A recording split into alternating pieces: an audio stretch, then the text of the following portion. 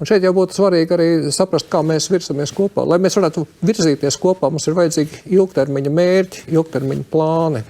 Šobrīd ir izglītības attīstības pamatnostādnes, beidzās 27. gadā. Es nezinu, es neesmu... 6. sākās 27. vajag jaunas. Jā, es neesmu tagad dzirdējis, ka mums būtu kaut kā tāds... Diskusija.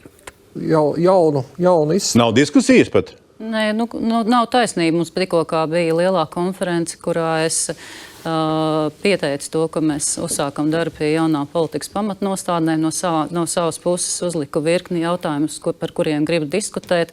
Mēs pieteicām to, ka mums būs 6 reģionālie semināri, kuri ir ieplānoti jau par vietām un datumiem. Tā kā, ja jums nav informācija, tad nevajadzētu apgalvot, ka diskusijas nenotiek. Tad darbs pie tā notiek. Līdz 2027. gadam ir jāizstrādā jaunas politikas pamatnostādnes, bet tam ir skaidrs, ka viens no tādiem lieliem atslēgas vārdiem, ar ko mēs visi grozīsimies, būs mākslīgais intelekts, jo tas nešaubīgi maina šobrīd spēles noteikums. Teikmaņa kungs jau saka, mērķus nodefinējam. Grozīties mēs varam visu kaut kur.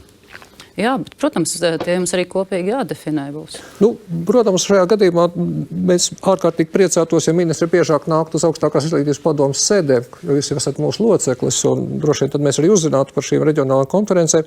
Bet, jā, šobrīd ir šī viena no diskusijām augstākās izglītības padomē. Viena no funkcijām ir izstrādāt augstākās izglītības attīstības koncepciju. Runājot par padomēm, ja es iešu uz visām padomēm, kas izglītības un zinātnes ministrijas paspārnē darbojās, tad es savu dzīvi pavadīšu tikai padomēs.